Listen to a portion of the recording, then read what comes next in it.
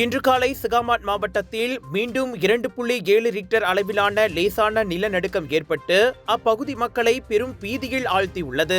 இது கடந்த 8 நாட்களில் அந்த பகுதியில் பதிவாகிய மற்றொரு நிலநடுக்கம் என்பது குறிப்பிடத்தக்கது.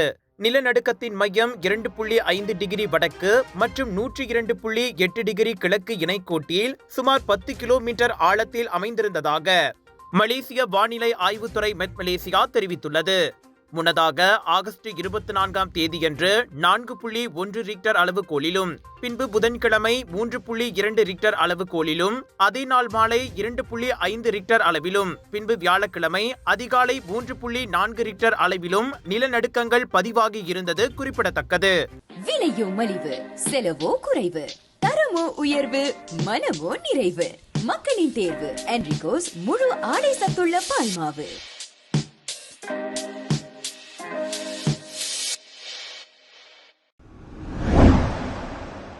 கோவிட்-19 பெருந்தொற்று காலத்தில் சட்டவிரோதமாக காவலில் வைக்கப்பட்ட இந்திய நாட்டு ஆடவருக்கு உயர்நீதிமன்றம் வழங்கிய 2,25,000 ரிங்கெட் இழப்பீட்டை புத்ராஜயா மேல்முறையீட்டு நீதிமன்றம் நிலைநிறுத்தியுள்ளது. சம்பந்தப்பட்ட விசாரணை அதிகாரி கடமையில் தவறிழைத்ததும் மறு உறுதிப்படுத்தப்பட்டது. எனவே விசாரணை அதிகாரி ஏ ஜெயந்தன் மற்றும் அரசாங்கம் தாக்கல் செய்த மேல்முறையீட்டில் முகாந்திரம் இல்லை என கூறி நீதிபதி லீம் சாங்ஃபோங் அதனை தள்ளுபடி செய்தார். பாதிக்கப்பட்ட மனுதாரர் ஏ ஆனந்த கோபியை தவறாக தடுத்து வைத்ததற்காக பொதுவான இழப்பீடாக 1,80,000 ரிங்கெட் பணமும், முன்மாதிரி இழப்பீடாக 45,000 ரிங்கெட் பணமும் வழங்குமாறு உயர்நீதிமன்ற நீதிபதி அசிசுல் அஸ்மி அட்னான் 2 ஆண்டுகளுக்கு முன் பிரதிவாதிகளுக்கு உத்தரவிட்டார். நெகிரி சமிலான் ரந்தாவ் ஸ்ரீ பால தண்டாயுதபாணி ஆலய சிலை திருட்டு தொடர்பான விசாரணைக்கே ஆனந்த கோபியின் வீட்டில் சோதனை நடத்தப்பட்டுள்ளது. மாறாக அனுமதிக்கப்பட்டதை விட கூடுதல் காலத்திற்கு இந்நாட்டில் தங்கி இருந்ததால் அல்ல. அதோடு அந்த சோதனைக்கு பிறகு ஆனந்த கோபி மீது முறைகேடு அல்லது திருட்டு குற்றச்சாட்டில் எவ்வித விசாரணையும் நடத்தப்படவில்லை, வழக்கும் பதிவு செய்யப்படவில்லை. எனவே குடிநுழைவு சட்டத்தின் கீழ் ஒரு குற்றத்திற்காக ஆனந்த கோபியை கைது செய்து காவலில் வைத்த விசாரணை அதிகாரியின் செயல் பின்னர் யோசித்து உருவாக்கப்பட்டதாக தெரிகிறது என்ற உயர்நீதிமன்ற நீதிபதியின் கூற்றுடன் மேல்முறையீட்டு நீதிமன்றமும் உடன்படுவதாக நீதிபதி கூறினார். 6 தமிழ் பள்ளிகளின் மேம்பாட்டுக்கு அரசாங்கம் ஒதுக்கியுள்ள 30 மில்லியன் ரிங்கெட் நிதி இணை கட்டடம், மாற்று கட்டடம் மற்றும் பராமரிப்பு பணிகளுக்கு பயன்படுத்தப்படும். தொழில் முனைவோர் மற்றும் கூட்டுறவு மேம்பாட்டுத்துறை துணை அமைச்சர் டத்துஸ்ரீ ரமணன் ராமகிருஷ்ணன் அதனை தெரிவித்தார்.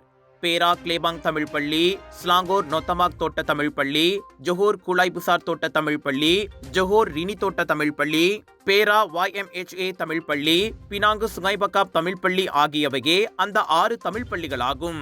இப்பள்ளிகளின் மேம்பாட்டு திட்டங்கள் திறந்த குத்தகை முறையில் வெளிப்படையாகவும் விரைவாகவும் மேற்கொள்ளப்பட வேண்டும். அதுவே பிரதமரின் விருப்பமும் கூட என இந்து கோயில்கள் மற்றும் தமிழ் பள்ளிகள் விவகாரத்தை கண்காணிக்கும் கூடுதல் பொறுப்பை ஏற்றுள்ள ரமணன் கூறினார். இது குறித்து கல்வி அமைச்சர் ஃபட்லீனா சீடேக்குடன் கடந்த வாரம் அவர் கலந்து பேசியுள்ளார். இந்த 30 மில்லியன் ரிங்கெட் நிதியின் செயலாக்க கூட்டத்திற்கு தலைமையேற்ற பிறகு ரமணன் அவ்வாறு கூறினார். கல்வி துணை அமைச்சர் வாங்காவோ, கல்வி அமைச்சின் அதிகாரிகள் உள்ளிட்டோரும் அதில் பங்கேற்றனர்.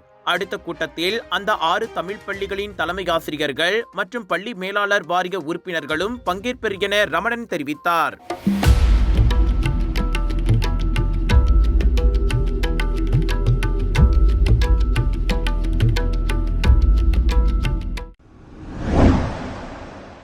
வியாழக்கிழமை ஏற்பட்ட மின் தடையை தொடர்ந்து KLIA 2 உள்ள மின் உள்கட்டமைப்பை முழுமையாக மதிப்பாய்வு செய்யுமாறு MASB எனப்படும் மலேசிய விமான நிலைய நிறுவனத்திற்கு உத்தரவிடப்பட்டுள்ளது.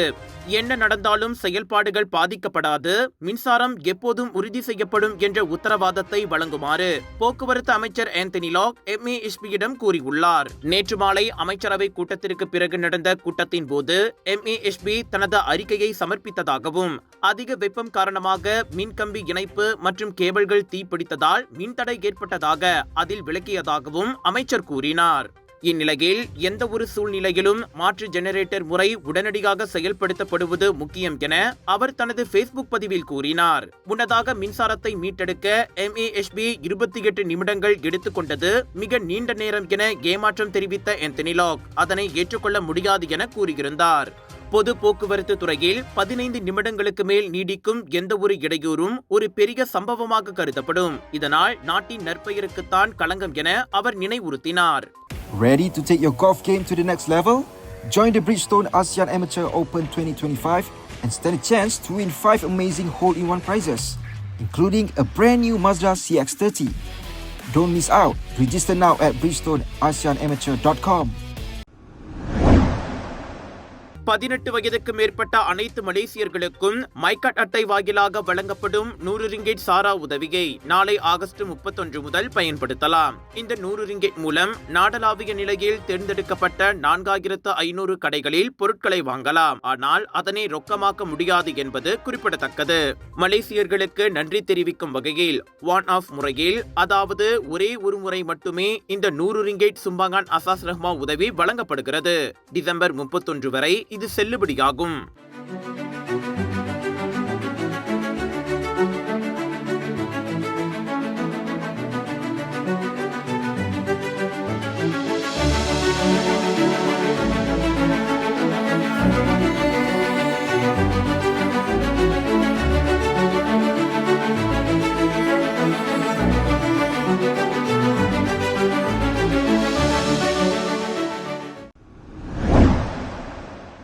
பஹாங் கேம்ரன் மலையில் மரம் சாய்ந்து பெருடுவா அல்சா காரின் மீது விழுந்ததில் ஒரு வெளிநாட்டு தம்பதி காயமடைந்தனர். தாப்பா நோக்கி செல்லும் ரிங்லட் ஜலான்பாத்து 28 சாலையில் மழையின் போது நேற்று மாலை 5 மணிக்கு அச்சம்பவம் நிகழ்ந்தது. தீயணைப்பு மீட்பு படையினர் சம்பவ இடம் வந்தபோது பாதிக்கப்பட்ட இருவரும் காருக்கு வெளியே காணப்பட்டனர். சிறிய அளவில் அவர்களுக்கு காயம் ஏற்பட்டிருந்தது. சாலையின் குறுக்கே விழுந்த அப்பெரிய மரத்தை ரம்பத்தை கொண்டு அறுத்து சாலையோரமாக தீயணைப்பு குழுவினர் அப்புறப்படுத்தினர். Stylica Stretch Mark Lotion is enriched with safe and natural ingredients perfect for pregnant women and new mothers. It reduces the stretch marks, improves the skin textures, and keeps the skin nourished throughout this important phase of life. Seremban தமான் துவங்கு ஜஃபாரில் உள்ள பேருந்து நிலையத்தில் 11 வயது மாற்றுத்திறனாளி சிறுமி கடந்த வாரம் மானபங்கப்படுத்தப்பட்டது தொடர்பில் போலீசார் 2 பாகிஸ்தானிய ஆடவர்களை கைது செய்துள்ளனர். கடந்த ஞாயிறன்று அச்சிறுமியிடம் தவறாக நடந்து கொண்டதை அவர்களில் ஒருவன் விசாரணையில் ஒப்புக்கொண்டதாக சிரம்பான் போலீஸ் தலைவர் முகமது அத்தாச்சிடீன் கூறினார். 2017 சிறார் பாலியல் வன்கொடுமை சட்டத்தின் கீழ் 6 நாட்களுக்கு அவர்கள் தடுத்து வைக்கப்பட்டுள்ளனர். முறையே 20-30 வயதிலான இருவருக்கும் டிக்டாக் வாயிலாக அச்சிறுமியுடன் அறிமுகம் ஏற்பட்டது விசாரணையில் தெரியவந்தது. எனவே சமூக ஊடகங்களில் பிள்ளைகளின் செயல்பாடுகளை கண்காணிக்குமாறு பெற்றோர்களை போலீஸ் நினைவுறுத்தியது. நாட்டின் தலை சிறந்த ஹோல்சேலர் மற்றும் ஆன்லைன் வியாபாரிகள் ஒன்று கூடும் கலர்ஸ் ஆஃப் இந்தியாவின் பிரம்மாண்டத்தின் உச்சகட்டம் south east Asia Deepavali festival trade expo 3 September தொடங்கி 7 செப்டம்பர் வரை சுத்ரா மால் ஜோஹர் பாரு ஜோஹரில் கோலாகலமாக நிறைய பெருவிழாக்கள் காத்துக் கொண்டிருக்கின்றது. உணவு பெருவிழா இன்னும் ஏகப்பட்டதுங்க. வாங்க மகிழ்ச்சியா ஒரு பொழுதை கழிக்க ஒரு நன்னாளுங்க. சுத்ரா மால் ஜோஹர் பாரு ஜோஹரில் 80% கழிவு. Big sale, big discount. கம்போடிய தலைவருடனான தொலைபேசி உரையாடல் கசிந்த விவகாரத்தில் தாய்லாந்து பெண் பிரதமர் பைத்தோங்தன் ஷனாவாத்ரா பதவியில் இருந்தே நீக்கப்பட்டுள்ளார். சுமார் 1 மாத கால விசாரணைக்கு பிறகு அந்நாட்டு அரசியலமைப்பு நீதிமன்றம் இந்த அதிரடி நடவடிக்கையை எடுத்துள்ளது. தாய்லாந்து கம்போடிய எல்லை நெருக்கடி குறித்து ஜூன் மாத வாக்கில் கம்போடியாவின் சக்தி வாய்ந்த முன்னாள் பிரதமர் உன்சேனுடன் பைத்தோங்தன் தொலைபேசியில் உரையாடினார். உன்சேனும் பைத்தோங்தன் குடும்பமும் நல்ல நட்பில் இருந்ததால் அவரை மரியாதையாக அங்கிள் என்று அழைத்த பைத்தோங்தன் தாய்லாந்து ராணுவத்தை விமர்சனம் செய்தும் பேசியிருந்தார். அதோடு உங்களுக்கு என்ன வேண்டுமானாலும் கேளுங்கள் என கூறினார். ஆனால் இந்த உரையாடல் பதிவை உன்சேனே வெளியில் கசியவிட்டு விட்டார். இதனால் நாட்டையே பிரதமர் விற்றுவிட்டார் என கூறி தாய்லாந்தில் போராட்டங்கள் வெடித்தன. பைத்தோங்தன் பதவி விலக அழுத்தங்கள் கொடுக்கப்பட்டன. எல்லை பிரச்சனையில் உயிர்கள் பலியாக கூடாது என்ற நல்ல நோக்கில்தான் தனிப்பட்ட முறையில் உரையாடியதாக 39 வயது பைத்தோங்தன் விளக்கமளித்தார். விஷயம் பெரியதாகி அரசியலமைப்பு நீதிமன்றம் அவரை இடைநீக்கம் செய்திருந்தது. இந்நிலையில் நெறிமுறை தவறியதாக கூறி 9 பேர் கொண்ட நீதிபதிகள் 6-3 என்ற அடிப்படையில் பைத்தோங்தனை நேற்று பதவி நீக்கம் செய்தனர். முன்னாள் பிரதமர்களான இவரின் தந்தை தக்ஷின் ஷினாவாத் 2006ஆம் ஆண்டு ராணுவ புரட்சியிலும் அத்தை ஈங்லாக் ஷினாவாத் 2014ஆம் ஆண்டு இதே அரசமைப்பு நீதிமன்றத்தாலும் பதவி நீக்கப்பட்டது குறிப்பிடத்தக்கது. மலாக்கா மால் லோபோ ஐக்ரோ மலாக்காவில் 27 இருந்து 31 ஆகஸ்ட் வரை நம்ம GM இந்தியன்ஸ் பிரமாண்டமாக வழங்கும் Malacca global mega Deepavali expo wholesale விலையில் 80% வரையில் டிஸ்கவுண்ட்ஸ். பெண்களுக்கான சாரி, குர்தா, குர்தீஸ், பஞ்சாபி சூட்ஸ், லெஹங்கா, ஆண்களுக்கான குர்தா, வேட்டி சட்டை, ஷெர்வானி என பாலிவுட் காலிவுட் லேட்டஸ்ட் டிசைன்ஸ். அது மட்டும் இல்லைங்க, வைரல் ஃபுட் ஃபெஸ்டிவலில் 100க்கும் அதிகமான ஃபுட் காத்திருக்கு. மலாக்கா மால் லோபோ ஐக்ரோ மலாக்காவில் தீபாவளி ஷாப்பிங் செய்ய திரண்டு வாருங்கள். உலகின் மிக தொன்மை வாய்ந்த 10 மொழிகளில் தமிழ் முன்னணி வகிப்பதை பிரசித்தி பெற்ற journal of emerging technologies and innovative research ஆய்விதழ் மறுஉறுதிப்படுத்தியுள்ளது.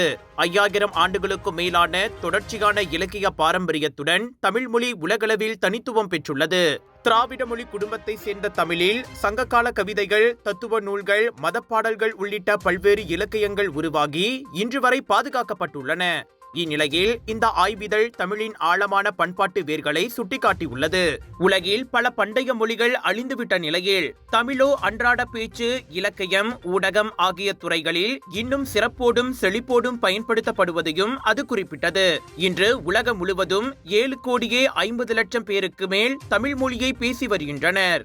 உலகின் 10 தொன்மை மொழிகளில் தமிழுக்கு அடுத்து சமஸ்கிருதம் உள்ளது. இப்பட்டியலில் இந்திய மொழிகளில் தமிழும் சமஸ்கிருதமும் மட்டுமே இடம் பிடித்துள்ளன. 3வது இடத்தை 3000 ஆண்டுகள் பழமை வாய்ந்த கிரேக்க மொழியும் 4ஆம் இடத்தை சீனர்கள் பேசும் மென்றின் மொழியும் பிடித்துள்ளன.